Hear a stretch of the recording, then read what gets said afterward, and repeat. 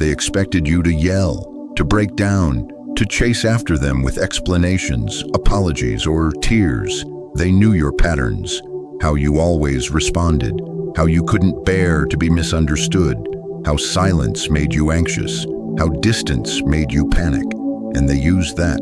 They pushed your buttons, not always with cruelty, but with just enough distance, just enough confusion to keep you spinning in circles, always reaching for clarity that never came. You thought it was love. You thought if you just explained one more time, they'd understand. If you just held on a little tighter, they'd come around. If you just stayed kind, patient, open, they would finally choose to meet you halfway. But here's the truth no one talks about. Some people don't want resolution, they want control, and control often hides in chaos. So they kept you confused, kept you explaining, kept you emotionally invested, not because they cared, but because they enjoyed the power of watching you react. But something changed, not overnight, not dramatically, not with shouting or ultimatums. It changed the moment you stopped responding, the moment you realized you don't have to explain yourself to someone who is committed to misunderstanding you.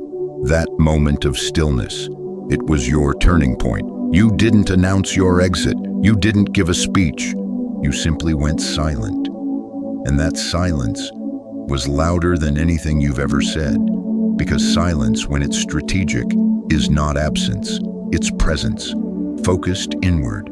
They expected noise. They expected chaos.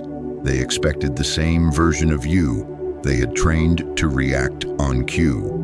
But this version of you, this quiet, grounded, emotionally disciplined version, they don't know what to do with it. You see, when you stop reacting, you stop feeding the cycle. When you stop explaining, you stop giving them fuel. When you go silent, they are left with only one voice, their own. And that voice, that echo of manipulation, gaslighting, and power games, it starts to sound hollow. It starts to feel small. It starts to turn on them, because without your energy, without your validation, without your effort to fix what they kept breaking, they're forced to sit with the consequences of who they really are. And most people can't handle that mirror, so they spiral. They wonder why you're not responding, why you're not fighting, why you're not chasing. What they don't know is you've already made peace, not with them, but with yourself. And that peace, that quiet power, that emotional self-control, it's the most terrifying thing they've ever witnessed. Because for the first time, they realize they no longer have access to you. Not your time, not your words, not your energy. And the worst part, you're not even angry. You're just done. Here's the real problem, and why it keeps hurting you. It always starts the same way. You give. You explain, you try, you open up, you show grace, you stay calm when you want to scream. You go the extra mile to keep the peace, not because you're weak, but because you genuinely believe in love, respect, and understanding. And for a while, it seems to work. They respond just enough to keep your hope alive. A kind word here, a vague apology there, just enough to make you think maybe they do care. Maybe things will get better. But then comes the shift, the withdrawal, the sarcasm, the sudden silence after you express something vulnerable. They ignore your message. They delay their response. They become emotionally unavailable. And when you ask why, they make you feel needy for even noticing. You start to question yourself. Am I asking for too much? Did I say something wrong? Is it my fault they're acting distant? And just like that, you fall into the pattern. You begin managing their emotions instead of your own. You start minimizing your needs just to keep the connection alive. You stay silent when they hurt you, hoping they'll realize it on their own. You try to explain, to fix, to make it easier for them to love you. But let's be brutally honest. This is not love. It's emotional manipulation. It's control through unpredictability. It's power maintained by keeping you insecure. And the real problem, You've been conditioned to believe that your silence keeps the peace, when in reality, your silence is what fuels the cycle. But not the right kind of silence. Not the strong, grounded, stoic kind. No, the afraid kind. The kind born from fear of loss, not from clarity of worth. Here's the truth no one told you. Some people test your boundaries not because they don't see them, but because they want to see if you do. And when you don't enforce them, when you let things slide, when you tolerate the emotional games, they learn one thing, that they can control your emotional state without ever taking accountability for theirs. That's the problem. You keep giving them more rope, hoping they'll use it to build with you, but they keep using it to bind you, to your own confusion, to their unpredictable moods, to a relationship that only works when you're the one doing the emotional labor. And the more you try to explain, the more they twist your words, the more vulnerable you are, the more they weaponize your honesty. You think being calm will win them over. You think if you can just say it right, they'll finally hear you. But here's the uncomfortable reality. People who want to understand you will. You won't need to repeat yourself 15 different ways just to be seen. You're not asking for too much. You're just asking the wrong person. And until you see that, you'll keep staying stuck in a loop, chasing clarity from people who only offer chaos. You'll keep thinking your ability to endure is a virtue, but it's not. It's a sign that you've been taught to overextend yourself in situations where silence is not strength, it's suppression. So what's the way out? It's not a dramatic exit. It's not shouting or crying or getting revenge. It's not trying to teach them a lesson. It's learning to withdraw your energy with dignity, to give the silence that isn't fueled by fear, but by wisdom, because that's what changes everything. When your silence comes from clarity, not confusion, from power, not pain, that's the silence they never expected, and that's the silence they can't control. Emotional shift and psychological analysis. Emotional mastery doesn't happen all at once. It unfolds quietly, painfully, and with deep internal resistance. When you begin your journey toward emotional control and stoic detachment, it feels unnatural at first. You've been conditioned to react, to fix, to explain. So the idea of not responding, it feels wrong. It feels cold. It feels like giving up. But over time, something in you starts to awaken, the understanding that not all reactions are strength, and not all silence is weakness.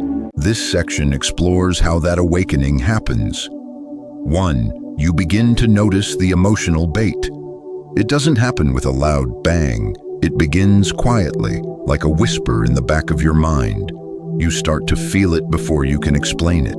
Something just doesn't feel right.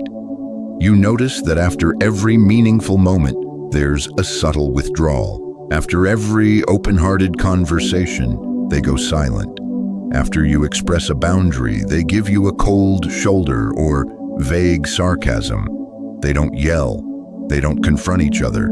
They just change the temperature in the room, slightly but intentionally. And for a long time, you thought this was about you. Maybe you were too sensitive. Maybe you overreacted. Maybe you needed too much. So you tried harder. You explained your intentions. You softened your tone. You made sure not to upset them. You overcompensated, hoping they'd meet you halfway. But instead of appreciation, you got indifference. Instead of effort, you got inconsistency. And yet, every time they sensed you pulling away, they gave you just enough to pull you back in. That's the bait. It doesn't always come in dramatic forms. Sometimes it's a short text after days of silence. Hope you're doing okay. Or a social media post meant to trigger your jealousy. Or a random compliment when they sense your energy has changed. It's not about reconnecting, it's about re-engaging on their terms. They want to feel in control again. Not of the relationship, but of you. And one day, you finally see it for what it is. You begin to realize that many of their emotions are actually strategies. that their inconsistency isn't a flaw, it's a tool, that their silence isn't confusion, it's control. This is emotional baiting, a form of psychological manipulation where someone plants subtle triggers, then sits back to watch how you react. It's deeply destabilizing because it mimics intimacy. You think you're connecting, but you're actually being conditioned. Conditioned to ignore your gut, conditioned to second-guess your feelings, conditioned to believe that love requires discomfort, patience, and silence. But love doesn't feel like confusion. Respect doesn't sound like mixed signals. Real connection doesn't require you to suffer in silence while waiting for clarity. Once you see the pattern, it becomes hard to unsee it. You look back and realize how many of your reactions weren't really you. They were defenses against uncertainty, designed to chase stability from someone who thrived on keeping you off balance. And that realization hurts, because you start to notice how much time and energy you spent trying to decode someone who never had any intention of being honest. You gave them the benefit of the doubt. They gave you just enough attention to keep you hooked. But now you pause. Now when the message comes, you no longer feel the urge to reply immediately. Now when they go silent, you no longer panic. Now when they make that sarcastic remark, you don't laugh along to keep it light. You feel the boundary inside you begin to form, that pause, that moment of stillness before reacting. That's power, because in that pause you are doing something radical. You are refusing to play their game. Instead of reacting, you're observing. Instead of chasing, you're choosing. Instead of explaining, you're exiting the dynamic, mentally, emotionally, spiritually. It's not about revenge, it's about clarity. You begin to ask new questions. Why do I feel the need to prove my worth here? Who benefits when I overextend myself emotionally? What happens if I don't respond this time? And as you sit with those questions, something in you shifts. You realize that not every message deserves a reply. Not every emotion deserves an audience. Not every silence needs to be filled. Some silences are tests. Some provocations are traps. And some people only feel in control when you feel confused. But now you're no longer confused. Now you see the hook before it lands. You recognize the bait before you bite. And slowly, you stop dancing. You stop playing the part they cast you in. You become quiet, not from fear, but from discernment. You stop reacting, not out of anger, but from peace. And that shift, it terrifies them. Because emotional bait only works when you still believe there's something to catch. 2. You grieve the version of yourself that always tried. No one tells you that healing often feels like losing someone, but the person you lose is you. Not the real you, not the one you're becoming, but the version of you who always tried, the one who stayed, the one who hoped, the one who gave a little too much for far too long. And when you finally start pulling away, emotionally, mentally, even physically, there's a strange sadness that creeps in. Not because you miss the chaos, but because you miss the you who believed it wasn't chaos. You remember the way you used to fight for connection, the late-night messages, the carefully chosen words, the constant checking in with yourself. Was I too much? Did I say that the wrong way? Should I apologize again? You were the peacekeeper, the over-explainer, the emotional translator. You took on both roles, the one who was hurt and the one who had to make the hurt make sense. You thought that if you could just love a little harder, explain a little better, be a little more patient, they would meet you halfway. But they never did, because they never had to. You trained yourself to fill in the silence, to forgive without apology, to stay even when your soul was begging you to walk away. And now, as you begin setting boundaries, choosing silence, letting go, a deep grief sets in. It feels like betrayal, not of them, but of you. The you who didn't know any better. The you who thought love meant endurance. The you who confused pain with passion. You think back on all the things you tolerated, the mixed signals, the emotional distance, the way your needs were dismissed as too much. You realize that it wasn't just the other person hurting you, it was you hurting yourself by constantly shrinking to fit a version of love that only loved you when you were small. And so, yes, you grieve. You grieve the girl who waited by the phone. You grieve the man who couldn't sleep until he got a response. You grieve the person who broke themselves into pieces to make someone else feel whole. It's not weakness, it's part of the process. Letting go of toxic dynamics isn't just walking away from someone else. It's walking away from how you used to show up for yourself. And that's hard, because that old version of you, they weren't evil, they weren't stupid. They were just doing the best they could with the information, tools, and emotional blueprint they had at the time. They were trying to survive, trying to love, trying to be loved. So don't hate them, don't mock them, don't shame them for staying too long. Honor them. Say thank you. Thank you for holding on when it hurt. Thank you for trying. Thank you for believing in connection, even when it wasn't mutual. But now it's time to put that version of you to rest, not with anger, but with reverence, because that chapter is over. You've learned, you've evolved, and you've finally realized love is not something you should have to convince someone to give. Love doesn't require proof through pain. Respect doesn't need to be begged for, and your worth is not measured by how much you can endure. As the grief fades, something else begins to rise.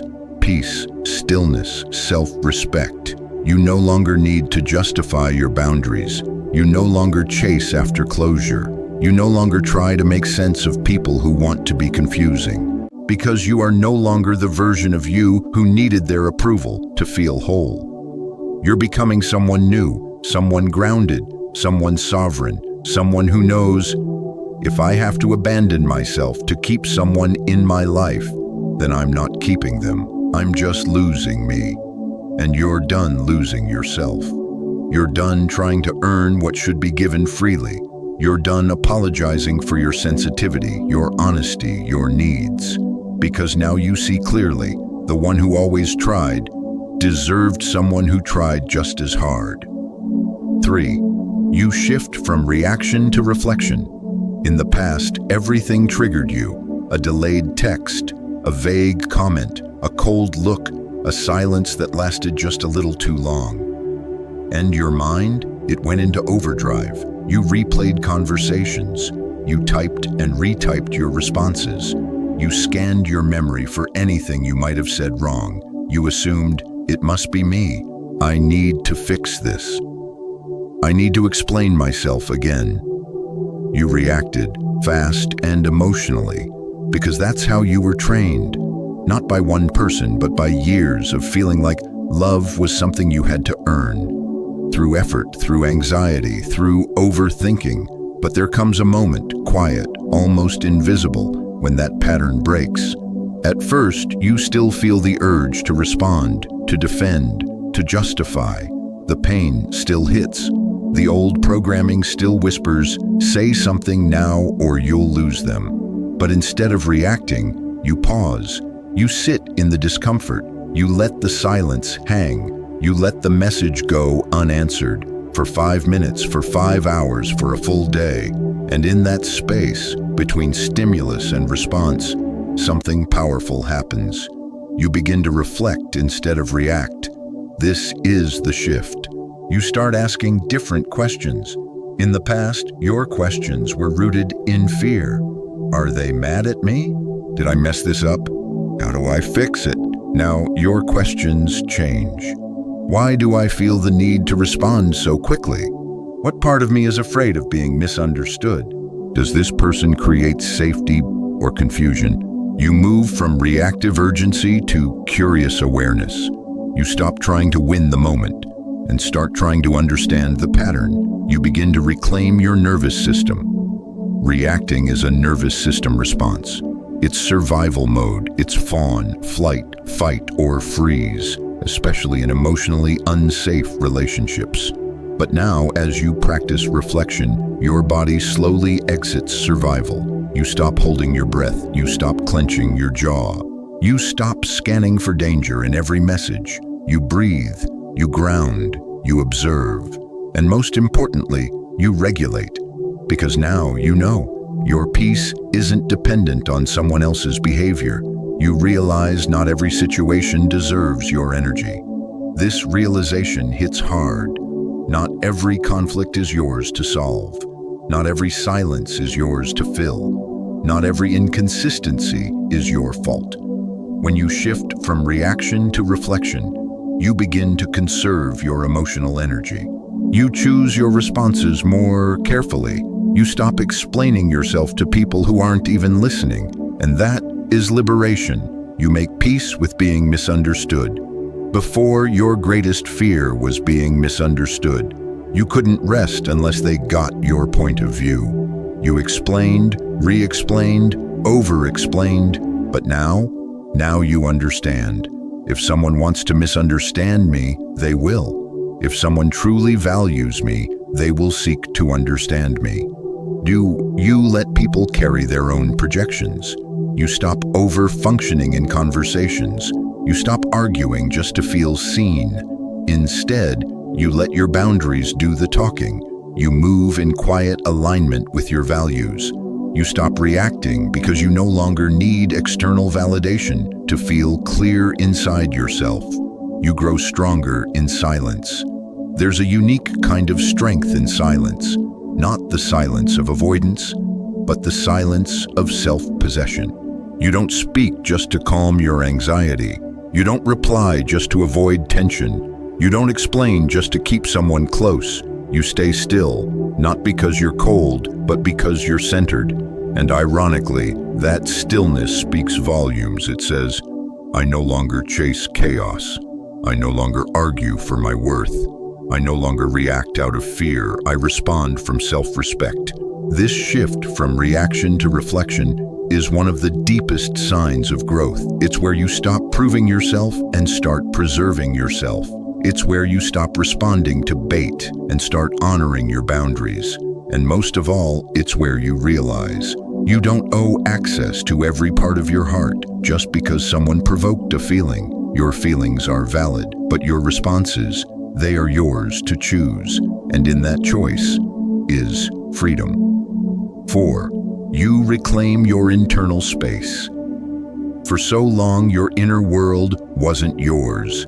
It belonged to the people you couldn't stop thinking about, the ones who kept you guessing, the ones whose approval you craved, the ones who disrupted your peace, not because they were powerful, but because you gave them unlimited access to your thoughts, your feelings, your worth.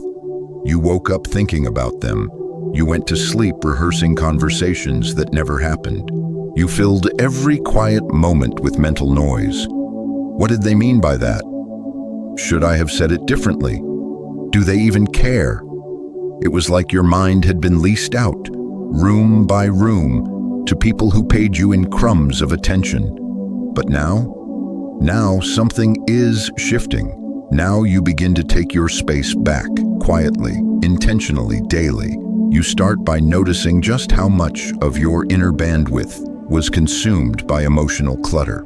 You see the patterns, the overthinking, the fantasizing, the catastrophizing. You see how often your thoughts were not yours. They were reactions to someone else's moods, silences, or inconsistencies.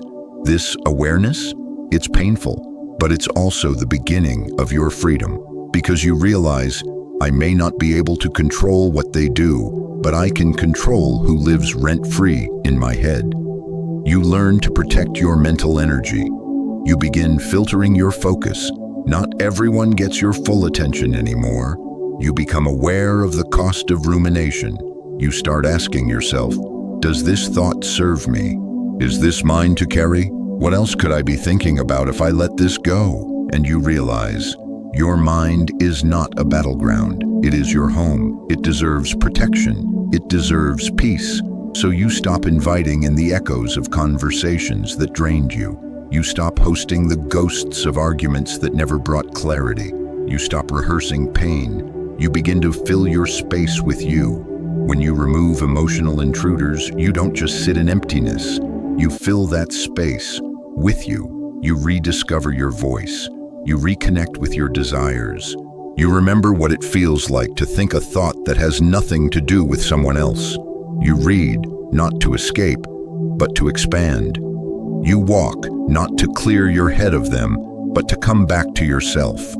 You journal, not to solve them, but to understand you. You slowly begin to occupy the space you once abandoned, and it feels like coming home. You set energetic boundaries, not just physical ones. You realize that boundaries aren't just about blocking numbers or avoiding people. They're also about choosing what thoughts you let in. You don't reread their texts anymore. You don't stalk their social media. You don't imagine a different ending. You stop feeding the cycle of obsession, because obsession is just energy without direction. And now, you're directing it inward, toward healing, toward clarity, toward creation. You stop explaining yourself to people committed to misunderstanding you. This may be one of the most liberating shifts of all. You no longer feel the need to prove your point. You no longer spend hours crafting the perfect message that never brings closure. You no longer perform emotional labor for people who see your feelings as inconvenience. You reclaim your inner space by saying, I don't need to be understood to be at peace. I don't need to be validated to trust myself. And that decision builds internal quiet, a kind of quiet that is not empty, but full of self-trust. You realize that not every trigger requires a story.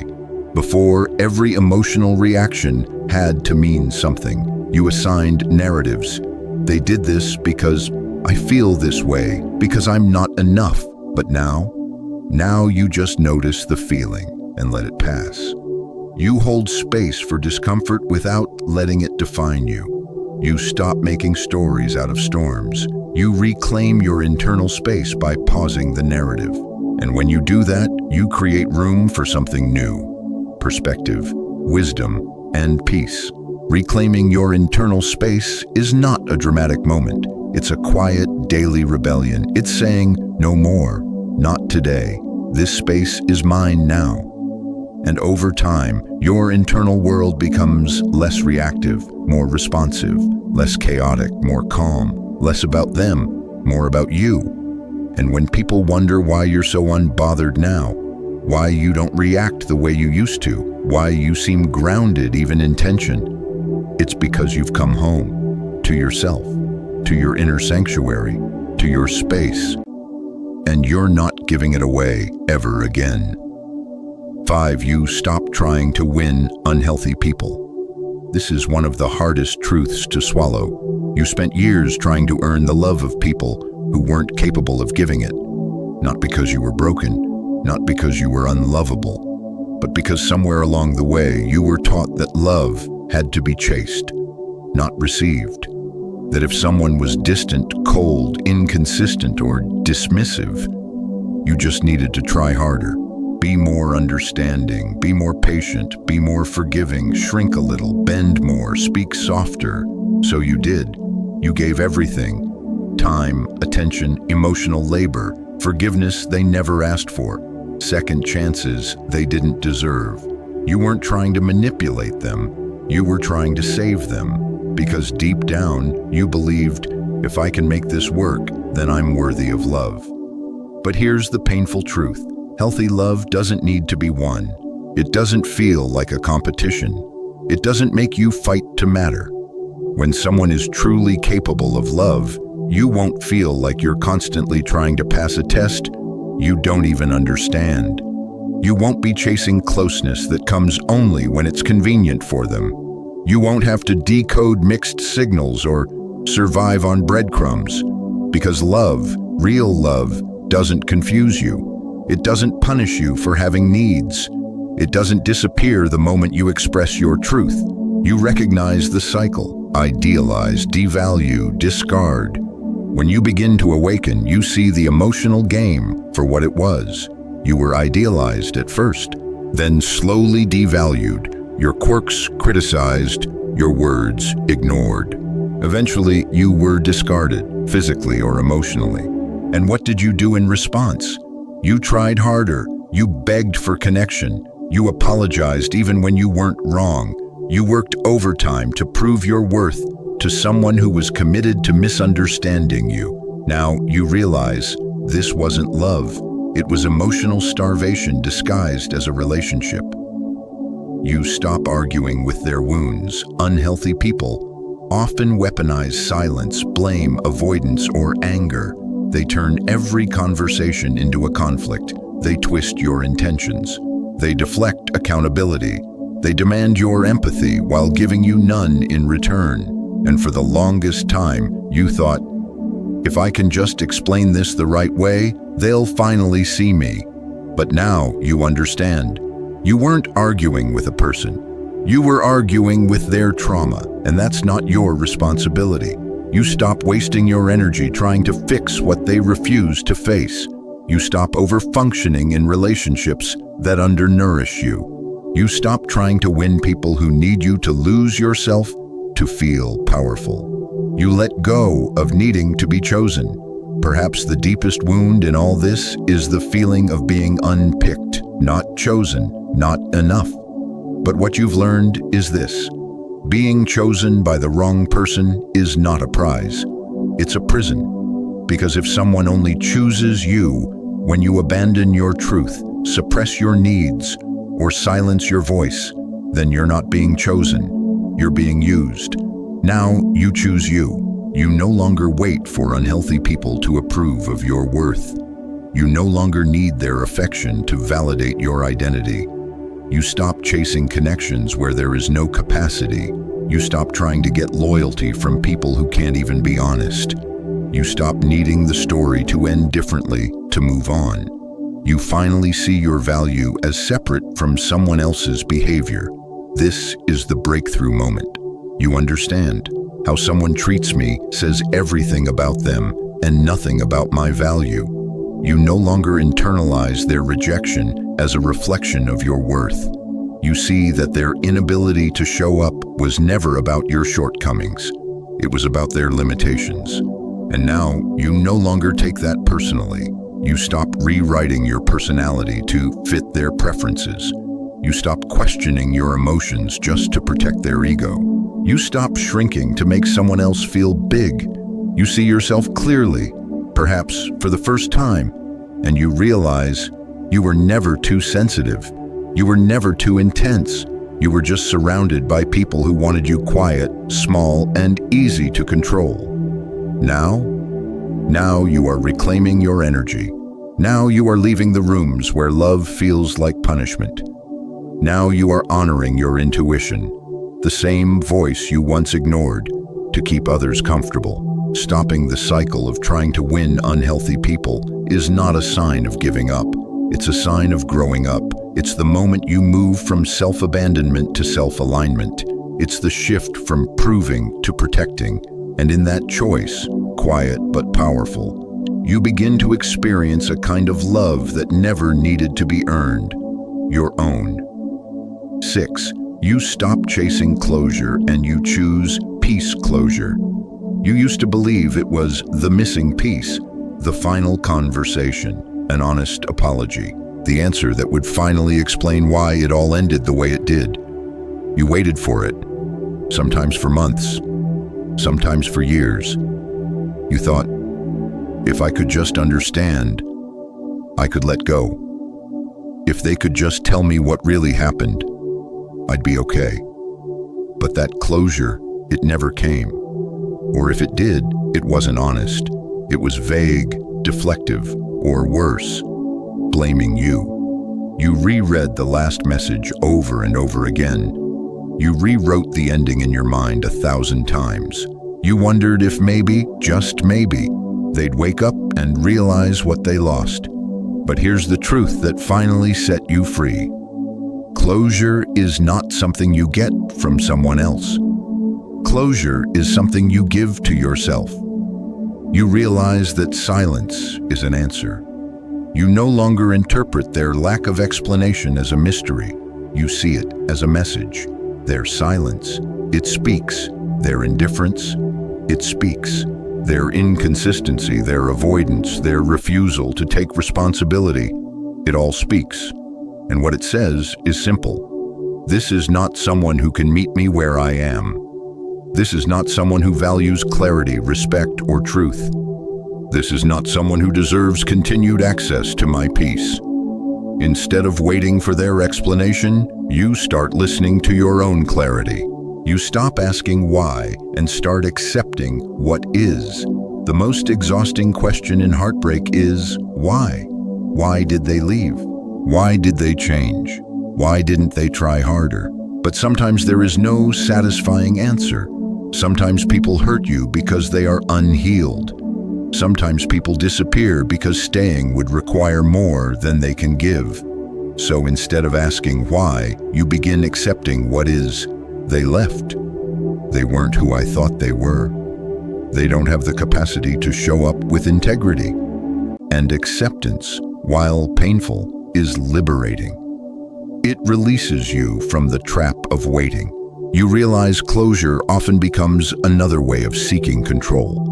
Wanting closure seems noble, but sometimes it's just a hidden form of clinging. You're not just asking for answers.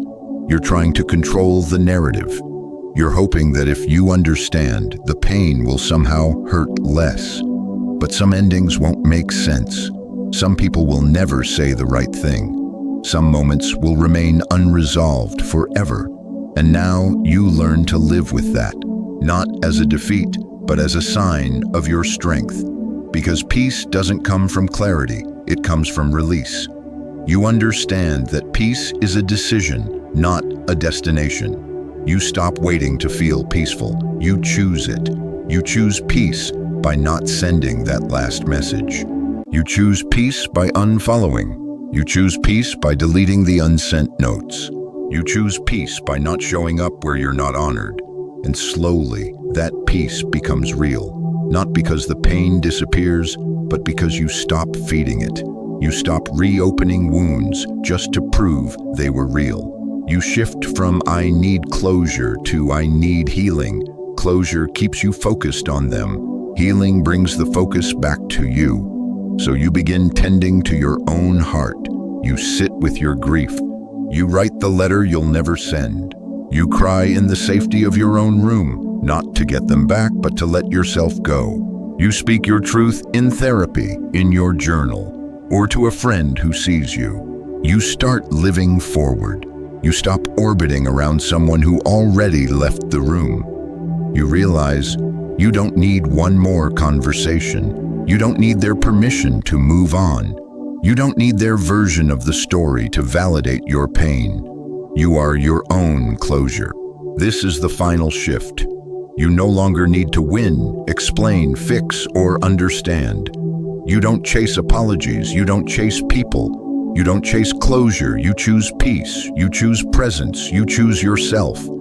And in that choice, you step out of the story they abandoned and start writing your own. One that doesn't begin with pain, but with freedom. There comes a moment, quiet, not dramatic, when you realize you're no longer waiting, not for a message, not for an apology, not for the version of them that never existed. You are no longer stuck between memory and hope. This is the emotional summit, the moment when you stop replaying and start reclaiming. It doesn't come with fireworks. It arrives softly in your own breath. When you realize you survived something that once convinced you it would break you. You feel it in strange ways. A song that once shattered you now passes through you quietly. A photo that used to haunt you now just looks distant. Their name no longer twists your stomach, it barely echoes. You walk through a familiar street and don't flinch at the memories. You sit alone in your car and it feels like home. Not a place of overthinking. This is not numbness. This is not denial. This is not pretending it didn't matter. This is peace. A peace you earned, not because you got all the answers, but because you stopped asking the wrong questions. you begin to see the love you were giving away wasn't wasted. It was a mirror of your capacity, your depth, your heart. They may not have known what to do with it, but now you do. And the most powerful shift?